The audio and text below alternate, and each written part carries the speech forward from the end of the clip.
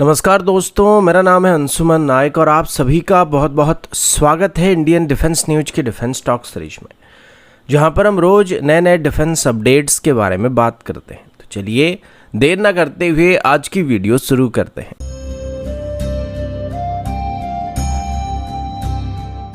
आज की पहली अपडेट इंडियन नेवी की तरफ से है। कल हमारी naval science and technological laboratory की तरफ से एक फ्रेश एक्सप्रेशन ऑफ इंटरेस्ट को इशू किया गया था, जिसमें एक हैवीवेट क्लास की टॉर्पेडो को डेवलप करने के लिए कहा जा रहा है। इन टॉर्पेडो को अभी खास करके हमारे नए कन्वेंशनल सबमरीन यानी कि प्रोजेक्ट 75 यानी कि कलवरी क्लास के सबमरीन के लिए या फिर फ्यूचर में बनाए जाने वाले सबमरीन्स में इस्तेमाल करने के लिए डेवलप किया जाएगा। अभी के लिए हमारे पास कोई भी इंडिजिनस सबमरीन लॉन्च टॉर्पेडो या हैवीवेट टॉर्पेडो मौजूद नहीं है। हालांकि बरुणास्त्र एक हैवीवेट क्लास का टॉर्पेडो है, लेकिन इसको सिर्फ अभी शिप से ही फायर किया जा सकता है, पर अभी तक इसको अंडर वाटर वेसल से फायर करने के लिए डिज़ाइन नहीं किया गया और इसी वजह से अभी भी हम हमारे सबमरीन से इंपोर्टेड टॉर्पेडो का इस्तेमाल कर रहे हैं।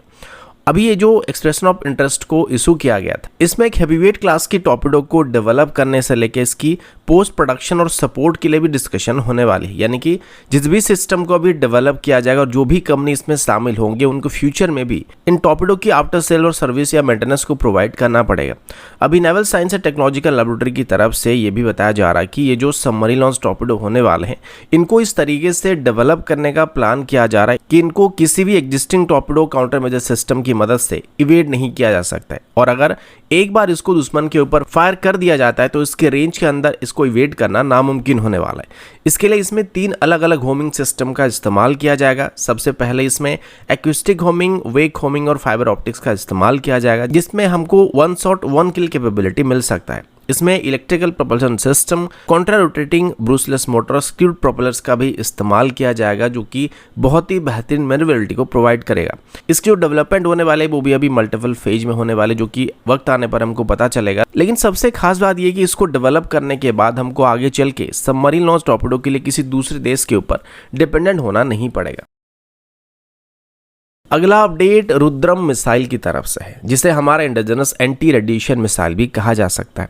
अभी तक इसकी कई टेस्ट को Su-30 MKI एयरक्राफ्ट से किया जा चुका था और फाइनली अभी इसकी एक और टेस्ट को करने की प्लानिंग की जा रही है, जिसके बाद इसको सीरीज प्रोडक्शन के लिए क्लियर कर दिया जाएगा। अभी तक इसको सिर्फ सुखोई से ही फायर करने के लिए क्लियर किया गया था, लेकिन अभी इसको हमारे अलग अलग एयरक्राफ्ट में भी इस्तेमाल करने की प्लानिंग किया जा रहा है और खास करके तेजस और रफाल में भी अभी रुद्रम 1 मिसाइल को इंटीग्रेट करने की बात की गई है। इसमें अभी रिसेंटली कुछ मॉडिफिकेशन भी किया गया था और इसमें अभी एक डुअल सीकर का इस्तेमाल किया जा रहा है, जो कि इसको बेहतर तरीके से अपनी टारगेट को इंटरसेप्ट करने की कैपेबिलिटी दे सकता है। इस मिसाइल का रेंज 150 किलोमीटर तक होने वाली है। इसका वजन करीब 600 kg और इसमें 55 kg के आसपास की वॉरेट का भी इस्तेमाल किया जा सकता है, जो कि स्पेशली दुश्मन के रडार्स और एयर डिफेंस सिस्टम्स को टारगेट करने के लिए इस्तेमाल किया जा सकता है। अभी तक इसको सिर्फ सुखोई में इस्तेमाल किया जा सकता था, लेकिन आप सबको पता होगा कि सुखोई का जो रडार सिग्नेचर है वो काफ़ी ज़्यादा है, जबकि उसके मुकाबले रफाल और तेजस का आरसीएस बहुत ही कम होने वाला है, जिस वजह से दुश्मन के रडार्स और एयर डिफेंस सिस्टम्स को टारगेट करने के लिए सुखोई के बदले रफाल और तेजस का इस्तेमाल करना हमारे लिए एक बेहतर चॉइस होने वाला, और इसी वजह से अभी इसको रफाल और तेजस में भी इस्तेमाल करने की कोशिश किया जा रहा है। अगला अपडेट MQ-9 ड्रोन्स की तरफ से है। पिछले कई सालों से डील फाइनल नहीं हो पा रहा था, खास करके बजट की कमी की वजह से कभी इसको डिले कर दिया गया था, तो कभी इसमें पहले तय किए गए ड्रोन्स को खरीदने की जो मात्रा था उसको कम कर दिया गया था। लेकिन रिसेंटली जब हमारे prime minister Narendra Modi ji United state की विजिट पर गए हुए थे, तब ये बताया गया था कि अभी भारत पहले से भी ज़्यादा प्रेडेटर ड्रोन को खरीदने वाला है, जिसमें अब 30 के बदले 31 ड्रोन को खरीदा जाने वाला है। इसको लेके अभी 1 महीने पहले यूनाइटेड स्टेट की तरफ से भारत को अप्रूवल दे दिया गया था और इसके बाद अभी भारत की तरफ से फॉर्मली इन ड्रोन्स को खरीदने के लिए लेटर ऑफ रिक्वेस्ट को तैयार किया जा रहा है, जिससे अगले महीने तक यूनाइटेड स्टेट के पास फॉरवर्ड किया जाएगा। इसमें भारत की तरफ से अपनी डिटेल रिक्वायरमेंट, जिसमें exact number of drones, maintenance और टेक्निकल सपोर्ट के बारे में मेंशन किया जाएगा, जो कि भारत इस डील में इंक्लूड करना चाहता है। अभी ये जो 31 ड्रोन को खरीदा जाने वाला है, इसमें 15 स्पेशली सी गार्डियन ड्रोन्स होने वाले हैं, जिनको खास करके नेवी ऑपरेट करने वाली है। पहले से ही इस डील को नेवी ज़्यादा पुश कर रही, तो उस वजह से नेवी को यहाँ पे ज़्यादा ड्रोन्स मिलने वाले हैं, और ये भी हमारी वास्ट सी लाइन में नज़र रखने के लिए काफ़ी काम आने वाले। इसके बाद बाकी बचे हुए 16 स्काई गार्डियन ड्रोन्स होने वाले, जिनको 8-8 करके डिवाइड किया जाएगा और इनको आर्मी और एयरफोर्स को हैंडओवर कर दिया जाएगा। इस डील को अभी फॉरेन मिलिट्री सेल के अंदर खरीदने की बात की जा रही है, जिस वजह से इसको जल्दी एक्वायर किया जा सकेगा। और इसमें अभी इन ड्रोन्स की कुछ पार्ट को भारत में भी बनाने का काम रखा जा रहा है। कुल मिलाकर इसमें 20% के आसपास इंडियन और लोकल सब सिस्टम का भी इस्तेमाल करने पर विचार किया जा रहा है। अगला अपडेट क्लोज रेंज मिसाइल्स की तरफ से या हीट सेकिंग मिसाइल की तरफ से है।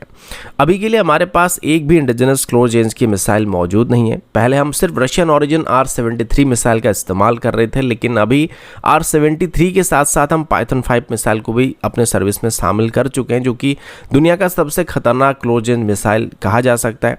इसके बाद 2014 में भारत की तरफ से एसरा मिसाइल को भी एक्वायर करने का प्लान किया गया था, जिनको इनिशियली जैगुआर्स में इंटीग्रेट करने के लिए खरीदा गया था, लेकिन बाद में खास करके इस मिसाइल को तेजस में भी इस्तेमाल करने का प्लान किया गया था। एसराम, जिसको next generation close combat missile कहा जाता है, ये अपनी एडवांस इमेजिंग इंफ्रारेड सीकर की वजह से जाना जाता है। आमतौर पर जो R-73 मिसाइल होते हैं, इसमें एक इंफ्रारेड सीकर का इस्तेमाल किया जाता है। अब प्रॉब्लम ये होता है कि जब भी हम दुश्मन पर R-73 मिसाइल को या फिर ऐसी कोई भी मिसाइल को फायर करते हैं जिसमें इंफ्रारेड सीकर का इस्तेमाल होता है, तो उसमें जो सीकर होता है वो सिर्फ दुश्मन की हीट सिग्नेचर का पीछा करता है, और अगर दुश्मन मिसाइल को फायर होने पर टाइम पर देख लेता है तो वो फ्लेयर्स की मदद से इसको इवेड भी कर सकता है। लेकिन इमेजिंग इंफ्रारेड सीकर की बात थोड़ी अलग होती है, जिसमें एक नॉर्मल इंफ्रारेड सीकर के साथ साथ इमेजिंग सीकर भी मौजूद होता है, जो कि अपनी टारगेट की हीट सिग्नेचर के साथ साथ अपनी टारगेट को एक्चुअली देख सकता है। तो इस वजह से दुश्मन चाहे कितना भी फ्लेयर्स ड्रॉप करे, मिसाइल को ये बात पता चल जाता है कि एक्चुअल टारगेट कौन सी होती है और फ्लेयर कौन सी होती है,